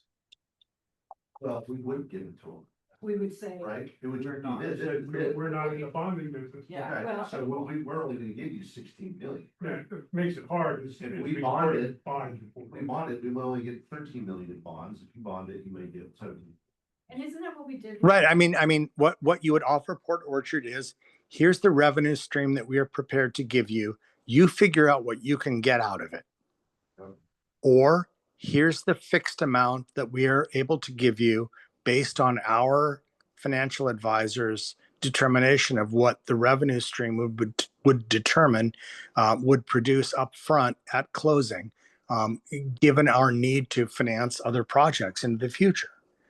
And you develop a financial plan that says, if we carve out this much to pay Port Orchard, then we need this much to finance our other projects. And so here's what we could pay, and here's what we could get bonding for this amount. And it's likely to be way, way less. So Russ, how long would Port Orchard need to deal with this? If they're gonna have to make a decision or whatever we decide, they're gonna take it back to the city council, I'm assuming. Yeah. Work their numbers through it. Will that give them enough time before the ILA expires? Probably not, because the ILA expires in December. Now, that doesn't say that we can't do a modification of the ILA just to extend it and then not address the funding portion of Bond that. commitment in that. So we can certainly do that. I was gonna say, that I would like to say to Port Orchard, this is the amount that we're gonna allocate towards you. You go out and bond it. We'll figure out what the stream is gonna be of the payments with you. And we're out of the bonding business, and then we can line up other future projects with that same mindset. And we never have to have this conversation with future partners where they say, you're gonna have to bond for it. Everybody knows we don't. We have a revenue stream, you can get in line for that revenue stream. It's all on the spreadsheet. It's more consistent, because to Mark's point, right, Greg, even though we're pledging a revenue stream, if we do issue bonds, still there's a portion of that revenue stream that's being wasted. And the perception that if we do it once, we'll do it again. Even if it's So like- that ILA amendment could just simply be, not only are we extending the deadline for you, but we're agreeing to give you the additional $6.25 million for the construction that you had asked for, but the PFD will not bond. So are we able to make a decision on that today, or can we not vote on So- that, or? so my with our text- minutes? My texting, I wasn't texting my buddy, I was texting Brian to see. To see if we can actually if we decide actually that. Make a motion. I did not say in the announcement that no decisions will be made. And since the public meeting, a motion can be made and we can take action. Let's not. I would like to say let's not. I mean, Because Do it. we haven't broadcast this to the community like we're making any kind of decisions. We haven't put out any kind of order of business that would let people know that we're gonna make this decision. It's no big deal. What about for our us to have our the next next meeting? meeting. Well, I hate to blindside Port Well, that's- Orchard with that. That's why I think we should have a discussion with Port Orchard. Yes, I think you guys Into- should. I'm happy to call. So I hate for the mayor to walk into that and all of a sudden we throw this at him there. Is our approval of their requests contingent on them being approved for bond? That hate to approve this part. I wouldn't even give that. Okay, I just don't want. Well, I mean, And then we, I'm not opposed to making that choice. Yeah. Port Orchard has always been our They number go get one a project. motion, I want to follow Oh, yeah, I mean, Right. contingent on them obtaining necessary funding. For the remaining. And I think we need to decide that today, so you Yeah, guys can go to. court. Yes, yes, Yeah. conditioned upon that you have full funding for your project. Full funding, Of course. right, right, We're yeah. not gonna give you money and then your project. Cause some of them have happened, I mean, and or like the racetrack, we said, all right, do it for feasibility, and I mean, poof, there it goes that one. Right. But yeah, we need something that you can take to Port Orchard and tell them this is where the board is going. Are we gonna give them a choice, not give them a choice? Unofficially plan ahead. Yes, yeah, so that they have an idea when you go talk to So them. not give them a choice, right? Yeah. Right, so it's, This is what we're doing. Yeah. It's an informative meeting. Yeah. These are the reasons why. I don't know if we need to vote on that or not. And we vote, is this a? We were just saying we probably could vote, but it's probably better to do it at a meeting. But at least let's unofficially have them give So they, give them they a have a formal, position. yeah, so they know what's coming. on So- one side. In my opinion, I don't, either way is fine with me, either giving them the option or not. I don't think it matters much either way. I'm with Darren, I think we ought not to be in the bonding. I agree. The only problem I have with that is that we've come this far with the original ask, which we have 9.1 million still on. Yeah, we're kind of gonna, if we say to them now, we're not gonna bond that after all, even though we've kind of been telling you probably are going to, it's a little bit of the back, but then it goes to your thing of, do we treat them differently than we do everybody else going forward? So I'm kind of Yeah, But if they, a polite person. if they come out, and they say, well, then we can't do the project, I mean, are we gonna cave and bond the portion of it? I'd say show me your finances. It's $100 million project. I- It's better than- I Yeah, know. they can't bond that amount. They have. Well, and I don't know how much more of it they're bonding on their side. Yeah. I mean, it's gotta be a chunk. I can tell you, I've always been very, very careful in my conversations with the mayor when we've talked about this, never making any kind of commitment that we were gonna bond this whatsoever.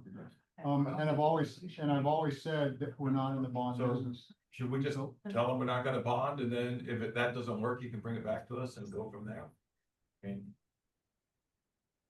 going At the strong, same time, we're saying that we can move forward with the LOI, so they're getting an extra 6.25 million on it. I mean, I don't even think we should connect the carrot. I'm not Okay. opposed to the carrot, but I'm not trying to soften the blow, right? Like, just say, we've made a decision that we're not gonna bond, these are the reasons why. The LOI is still on the table for once they do these other performances, and then we can vote on it and say yes. Yeah. So I just looked up Port Orchard's most recent filing with the Securities and Exchange Commission, which is 2 years old. And it shows that they have $40 million of non-voted bonding capacity. They've used about 10 million of that. So they're at about $30 million of capacity. but that doesn't show what they could be planning for the project, right? It just shows that if the city wanted to go out and borrow money without a vote, they could go up to about $30 million, including if they're wrapping you any contribution that you're making. and those numbers are 2 years old, right? Yes. If they, in the meantime, screw themselves by picking out projects, that's. Yeah, I don't know, they're bonding any for this project. He issue bonds on the city hall, so they may not be picking that up, but Yeah. But even then, how much was City Hall? I think that was 10 or 12. It's a nice building. 10 or 12. Yeah, it costs some money. Yeah, that included the 10 million that they issued in 23. That was the prospectus that I was looking at. So the So 30 is million, Tremont maybe paid 20 off? million. So the million, maybe 20? No, that was net of the 10. The 10 was Getting- included probably for the city hall. Yeah. Yeah. Yeah. 20. Well, maybe they issued it for that. It may happen, or it's only. That's been under construction for quite a while. Yeah, but that means Tremont I was paid telling off. council, it was 23. Yes, City Yeah, Hall. absolutely, it's 23. I was like, At City, okay. I was offering- God says it's City Hall Better fix renovation. those siding and windows, HVAC. There you go. Right. What's net of that? So 30. So Okay, got well, 30 that's a million. little comfort on it. Okay, so what's the next step? Do you guys need to talk to Port Orchard? Well, Do you guys- I was gonna ask Sean to go talk to the mayor. If you want to be part of that discussion, I'd be more than happy to join you and be part of that discussion. You know, I'm on my way back to. yeah, I mean, if you want to do that, that's fine too. I think that that's number one, and once that's done, then we can then decide whether or not we're going to in the ILA in December, are we just gonna extend it and not mention additional funding? Or are we gonna go ahead and say, and we'll provide additional funding that you've requested in the MOI? So I think that's number one is. Yeah, well, and I think to your point, I think you tie those two together, I think they're completely independent. And I think that today, it's only been a discussion, there's been no vote, but the discussion is unanimous in the fact that they don't want to. Right, we want to give you a revenue stream, and it's also was a discussion about wanting this project to come to fruition, and so the likelihood of this year of extending. And addressing the other terms in your requests are there. So we extend the original 12 million in the ILO, that's down to 9.1, right? And then we would just be looking at their LOI sometime next year, we're just gonna kick that can down the road to. Yeah, well, that's what I wonder is, do we continue to kick the can, or do we, make that decision now in the most recent ILA amendment? So Russ, can I ask if I haven't looked at the ILA for a while. Does it require you to come up with an amount at closing? Or is it payable out of your sales tax over several years? Yeah, number two. Okay, okay. How long we extend the LOA? So, I mean, so within the four corners of the ILA, there's no requirement for the PFD to bond. Is that correct? There doesn't even give any language in there. In the MOI, all we stated in the MOI was that if we had 6.25 available, that we would look to see at that time that if we had it available, that we would consider contributing additionally. But it didn't, and we were careful in the language, and Brian and I put it together. We were also careful in the language that we're not committing to bonding it in any way, shape, form, or fashion. Here's my recommendation, that you consult with Scott when you are considering extending the ILA and saying there's option A and there's option B. Option A is we show up with the money at closing and here's what we can provide you. Option B is we pay you this money over time and you do with it whatever you want. I mean, because we're on a short time frame, and I understand that you wouldn't want to extend this option necessarily to every other person that you enter into an interlocal agreement with, but it's an accommodation to them on the understanding of the scheduling of this particular project that is kind of at the top of your list, and you want to get it done. That might be an accommodation to the city because you have not yet offered to them that you would provide a lump sum amount at closing. And that would be an accommodation. Now it might be at a severe discount based on your, credit rating and what you could raise in the capital markets based on your revenue stream. But it doesn't seem to have been contemplated to date that you would be bonding for an amount that you would turn over to them at closing. No, that is correct. And it's always been based upon an annual debt service. Yeah. But I mean, this is obviously for the board to consider. I'm trying to provide options for people to consider. I don't have a view on these, obviously. What I don't like about that is like, let's say you go from a $16 billion bond to a 13, right? And so we just did a rough napkin of that, at 16 million, we're wasting 3. Well, if we reduce the bond by 20%, we reduce 3 by 20%, we're still wasting $2.4 million. I just don't like the bond idea. Right? I mean, if that's kind of one of the reasons, we want to make sure that these dollars are staying local. It doesn't change that for me. Share the message. Yeah, you share the message. Excited to get this project going forward. The other thing too is the city of Paulsville, the additional ask, which they said at our last board meeting, of $2.8 million, of which they would continue to carry the bond, and just asking us to add an additional 2.8 to the debt service, and then also extending the length of the debt service from 15 to 20 years. So that would be, and that amendment is in draft form. So what was the 2.8 for again? Yeah. Well, they bought that additional land, so it's $4 million is what they're gonna do with that additional land, and they're asking us to help pay the 2.8 of that. And on that additional land is mostly parking. Yeah, it's Way- like the way 94 they've designed it, 94 yeah. parking spots and pickleball courts and walking paths. And there's no issue from, say, Brian's standpoint, that that's technically separate. Right. Separate projects, it's all related to this thing. It's all related Separate to the parcel, same but project. it's- Yeah, it's the part of the PERC IL, or, yeah, part of the PERC ILA. And, so the only crunch there would be, so let me go back. So the ILA is, the city proposed the amended ILA with those new figures. Brian and I looked it over, went through it, so it's good. There's nothing that needs to be addressed in there. So it's ready to be presented to the board, which I'd like to do in the October board meeting. Which would extend it and then address the additional $2.8 million. But I didn't want to do that until we had this meeting, and I didn't want to do that until the board would say, yeah, okay, we're ready to hear that. We're ready to consider it. And I know they're further along, as we talked about at the beginning, in terms of getting Yeah, very, broken and all that. Is there a way to convey though to Paulsbo and Port Orchard both that, okay, you know, assuming we approve all of these, that this is it, but do not come back for more Certainly. cost overruns? I mean, if we have massive inflation that it's driving your costs through the roof, do not.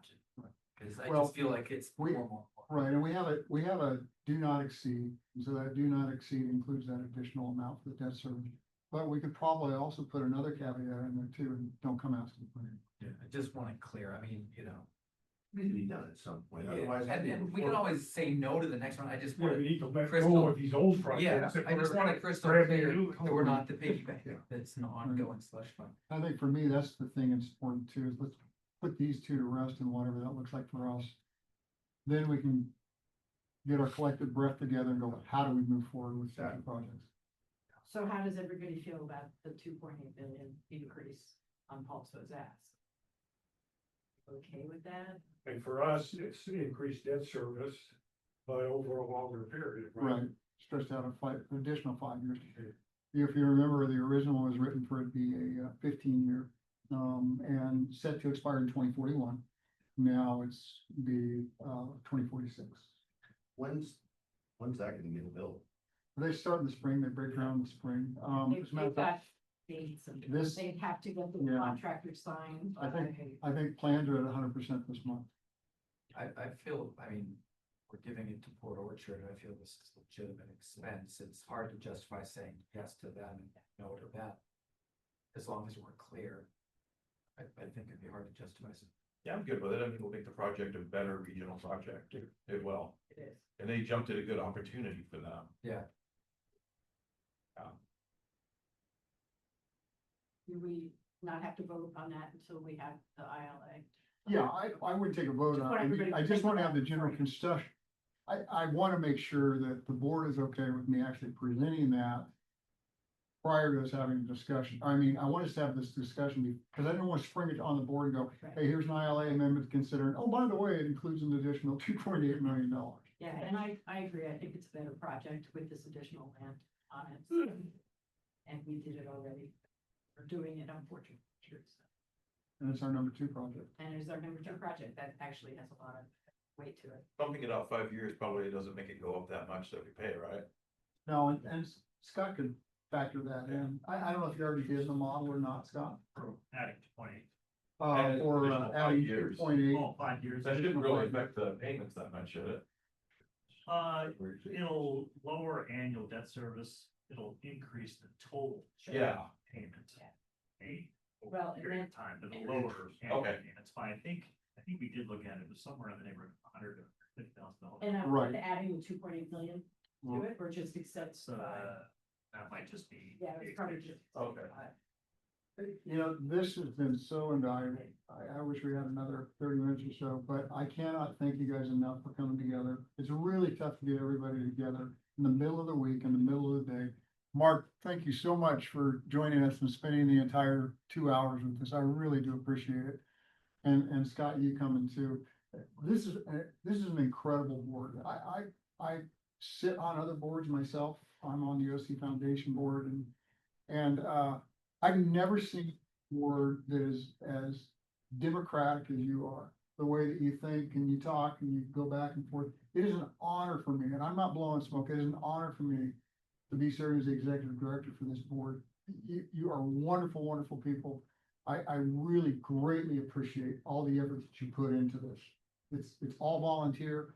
And I certainly do appreciate you guys doing it. I wouldn't want to do it with another board. I truly wouldn't want to do it with another board. So thank you very much for taking the time to go over this very important discussion. Hey, Russ, I look forward to seeing you at the conference in a couple Oh, weeks in Wenatchee, and thank you, board members. I agree with what Russ said. It's wonderful that our citizens contribute in these ways to our terrific facilities. Thank you, Mark. Thanks, Mark. Thanks, Thank Mark. you very much. And you did get stuff to San Antonio. I know. Yeah, we did. All that stuff. We're not sure what Sandra needed to send you. Hey, what's? I retired, so I can